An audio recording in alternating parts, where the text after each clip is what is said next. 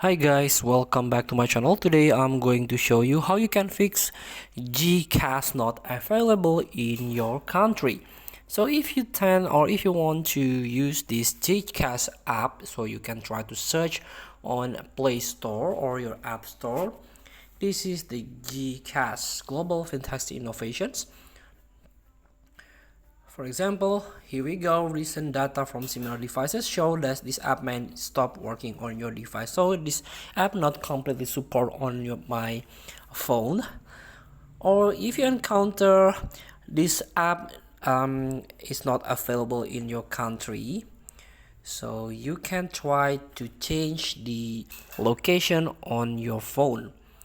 For example, you can go back to the home page of your Play Store, and you can go to the settings on your phone on Play Store, and you can tap on General. Here you can try to use this. You can tap Account and Device Preferences.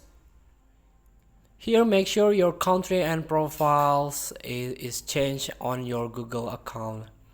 Here, for example, I'm at Indonesia right now. So here you can go back and install this GCASH.